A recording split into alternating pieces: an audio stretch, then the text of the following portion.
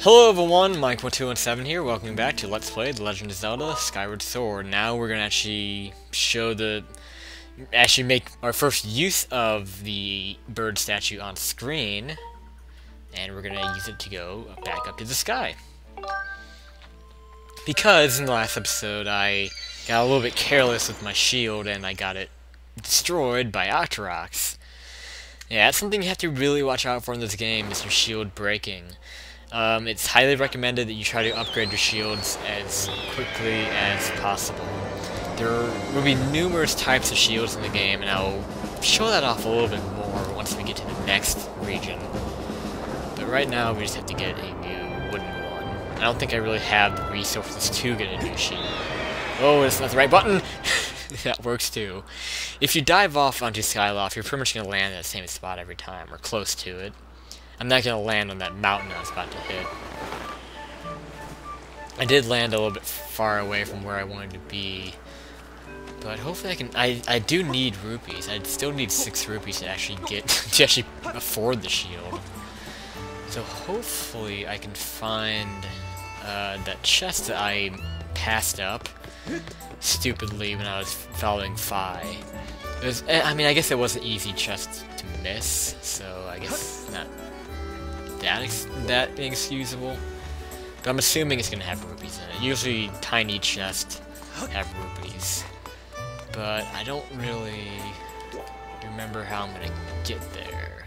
Oh my god, I hate that happens. It's the second time this happened, right? I accidentally talked to a bird statue. Yeah, I'm not very familiar with the best way to grind rupees in the game. There isn't really a great way of doing it. Well, I'm sure there is one, I just don't know of it. So, there you go. I know at some point, like, you can get a lot of rupees in this game. I might even cut ahead, just because, well, I think that's where I kind of want to get to, and maybe I did land in the right spot, actually. Let me go back over there. See, I'm gonna cut a little bit of footage here just so I can not waste too. I think this is the passageway right here. Actually, that's where I want to get to. So I'm gonna go up those stairs and down there. Okay. Okay, so hopefully this takes me to where I want to go, to where I'm thinking of. I'm pretty sure it does. Just make sure you don't jump off the edge.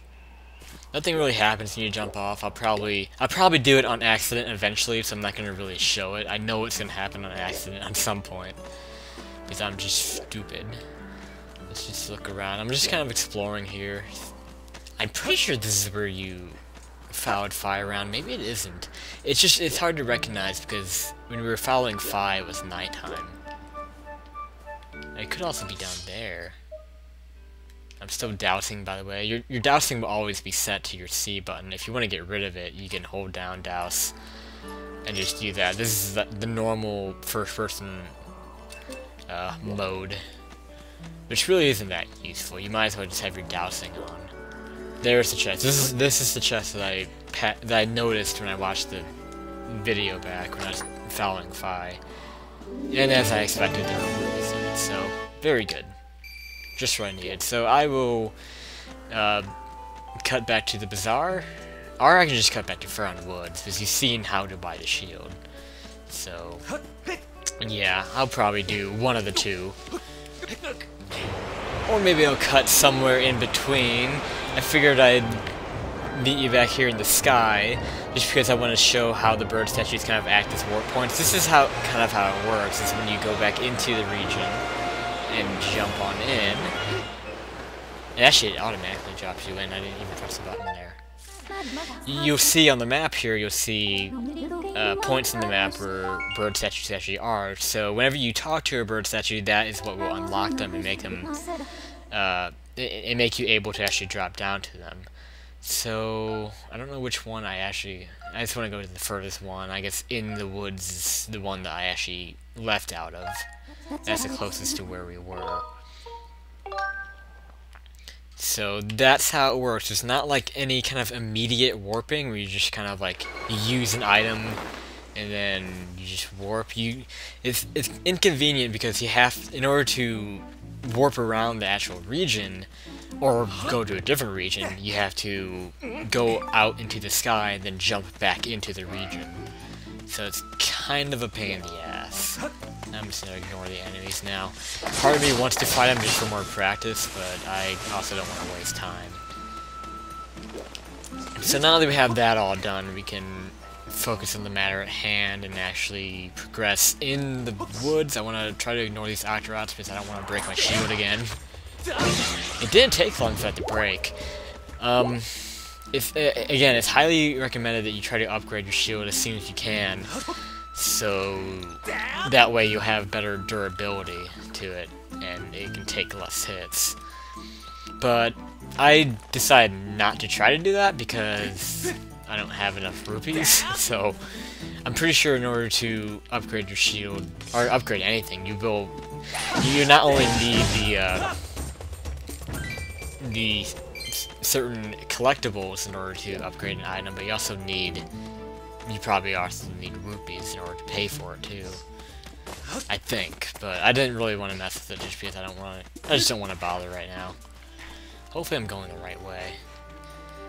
Actually, I kind of take back what I said earlier in an earlier episode about this being linear, because it really isn't linear at the woods. It is easy to get lost here.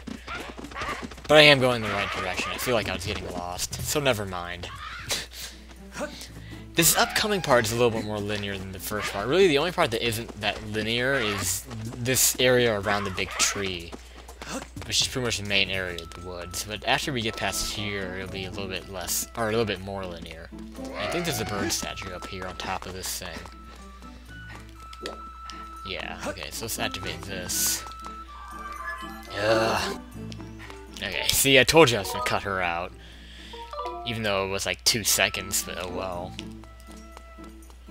I'm just getting into the practice of doing that, just so it's gonna get annoying at some points in the game, I'm sure. I'm just not gonna want to deal with it. I'm sure you won't either.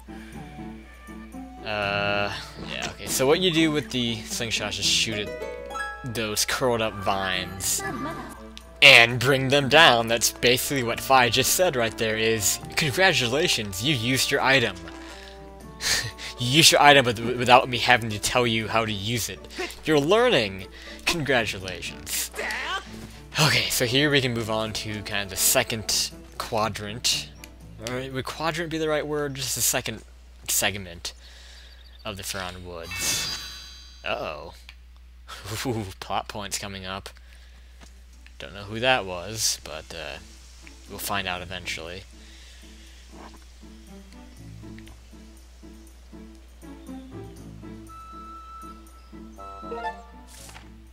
And now that we reach this part, it's kind of small. It's called the Deep Woods. But I still kind of call it Faron Woods, because it pretty much is Faron Woods. But now that we're here, you might have noticed on the map that it's a little bit more linear. I probably could have shown it better. Let's continue forward, she says. Okay. So we have to douse. I guess we do have to douse for Zelda, but I don't think it's really necessary. Ah! We have 2 of them fighting me at once. An attack. No. Okay, this is not going well. I'm not as good as this as I thought I was. Oh, there's a captain right there. Okay, so I guess I do have to douse for Zelda, even though it's really not necessary. Because again, it's kind of a linear path. Or is it? Maybe I'm going to completely prove myself wrong and get terribly lost, and everyone's just going to laugh at me. Oh, we have bees. We have bees. I don't think you really get anything from tearing that hive down. I don't know where to go. I think I can fight those off. I kind of just... Here. Can I fight them off? You can swing them. You can swing your sword at them and make them go away. I guess that works. So again, I'm going to keep bringing up this is my second playthrough of the game, so I'm kind of learning myself here. Okay, so here, you just want to shoot down the hive. If you try to walk across this hive up there, the bees will get you, so you want to knock them down. Though they might come after... Yeah, they are going to come after you, right? I kind of want to wait till they kind of go away. I don't think this is a bottomless pit. It could actually be a bottomless pit, so... Let's be careful. Again, you just want to move your Wiimote in the opposite direction where Link's leaning. And that will keep you centered. It's pretty easy, it really is. And even if you do fall, it's pretty easy to save yourself because you'll grab onto the rope and you'll be able to pull yourself up pretty easily. Just be ready for that to happen if it does happen. I kind of do want to explore. I think there is something special up this way, but I don't really. I think I have to go this way anyway. I don't want to go too far. Well, okay, this gives us a shortcut back up. This game does a really good job of that, of allowing you to easily get back to places that were hard to get to, I guess, by making shortcuts. Like, shortcuts are really handy in this game. They make excellent use of shortcuts. And basically, it keeps you from having to redo a tedious obstacle twice. So that's good. Okay, so I think you can get up to this log if you push this one down later. I think we do have to go the long way around. Again, this is kind of what shortcuts are good for, is that the thing that I'm doing right now, this is the only time I'm going to have to do all this tedious stuff. Because once I make my shortcut, I don't have to do this anymore. So right here, we're going to have to deal with enemies on these things, and actually, now that we have the slingshot, we can get rid of these stupid explosive things. So yeah, we have a Bokoblin waiting for us on the other end, and he's going to interfere with us trying to get across here. So what you want to do is you want to kind of go out a little bit, and now you want to go back. So let's go backwards. It's kind of weird going backwards in this, but once you get him back out on the rope, you can pull out your slingshot, shoot at him, and then he'll fall off. That's the easy way to take care of that. I think you can actually tassel with them and kind of like fight with them on the rope and try to knock them off. I think the game does have kind of a way of doing that where you kind of like shake the Wiimote to shake him off and then have him fall off. But I just like to shoot him with the slingshot and have him fall off. I think it's easier and it's also funnier to me. Okay, so we have a bird statue here. You just jump up to it and activate it. Can I activate it? There we go. And we have this stupid thing waiting for us. Okay, I'm getting better at that. Alright, so where the hell do I go now? We have a bug here. Again, I'm not gonna really worry about bugs. I guess we just want to swing across here? It looks like it. This looks like kind of a difficult jump though, so I want to be careful. I want to line myself up. So I don't want to miss the jump. I don't think this... Yeah, there is a bottomless pit here, so you don't want to miss that jump. You just go on across, okay? Just want to be careful, because I don't want to redo any of this. Okay, I think up here... Are we gonna... Oh, we have a chest, so that's nice. Get some more rupees. Really need to stock up on these. I'm gonna make sure I stock up good on them, so I can get upgrades later on. That's mostly what I can see myself using rupees for, is upgrades, because upgrades are a big part of the game, and they're very, very helpful. There we go. Okay, this is a four-way Deku Baba, and what they're basically do is they'll open their mouth in both, like you see right there, he's going both horizontal and vertical, so you kind of want to pay attention. And it takes a few more hits than the blue ones do. I don't know if they have like different names or something. I'm just going to call four-way and one-way, I guess. So, it's not really four-way, it's two-way. Because there's only two ways his mouth opens. Okay, so here's a Goron. He didn't tell us what I thought he was going to tell us.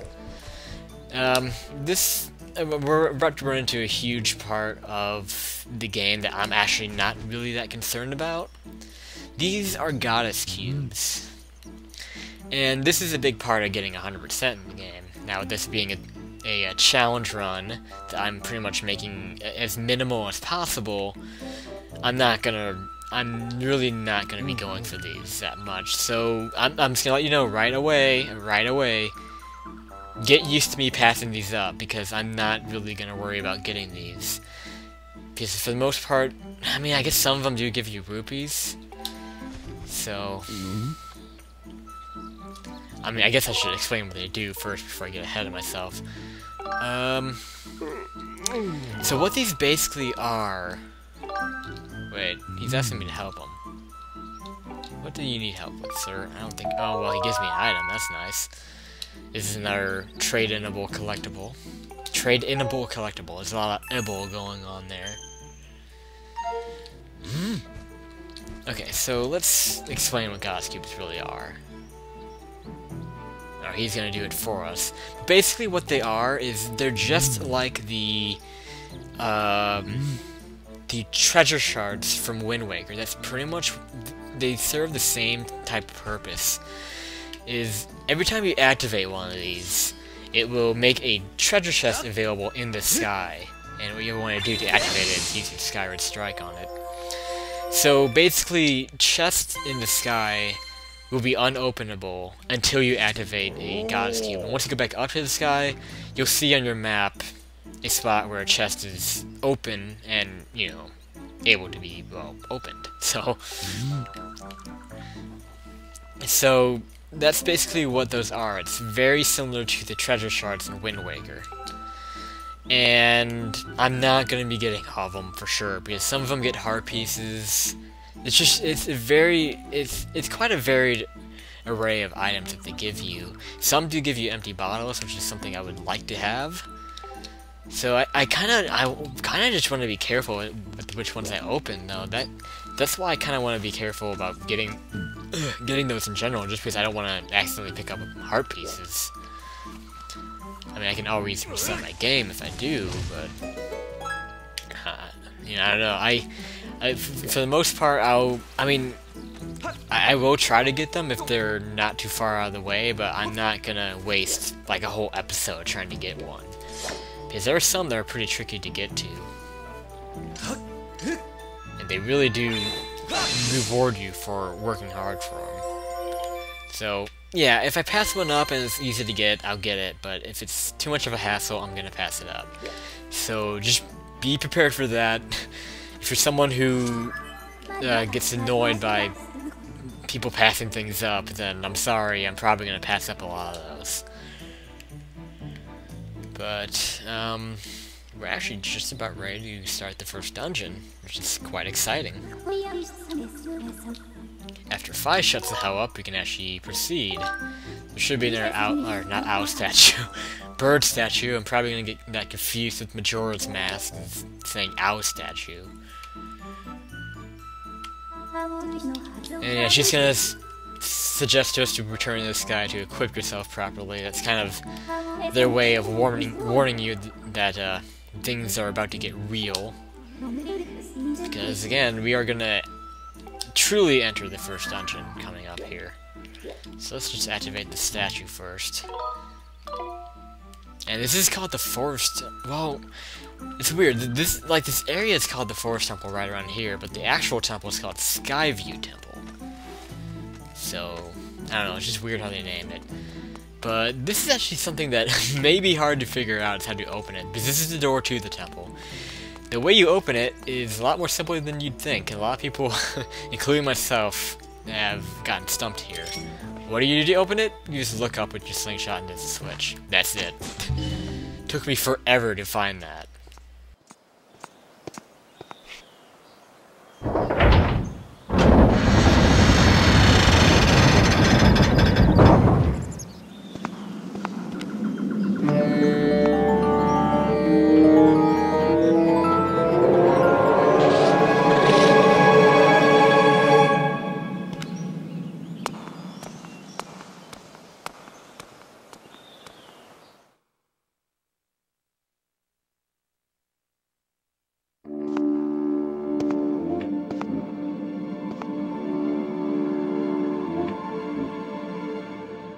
And I love the way they had that cutscene for every time you enter a temple is Link kind of gathering its confidence and walking on the stairs. And it's going to happen for every temple, and it's a little bit different every time. Supposedly it's supposed to be a reference back to how the original Legend of Zelda and how those dungeons always had you going downstairs to get to them, even though it's kind of not true, because some of them you don't go downstairs to get to. But that's just what some people say about that about that little cutscene that happens before a temple is. It's kind of a reference to the original Zelda. So anyway, here we are at the first dungeon in the game, Skyview Temple. I am excited to get started on this, because this game, let me tell you, this game's dungeons are just amazing, and they get off to a really good start here. So next time on Let's Play The Legend of Zelda Skyward Sword, we will begin Skyview Temple. So thank you guys for watching. This is Michael217, signing out.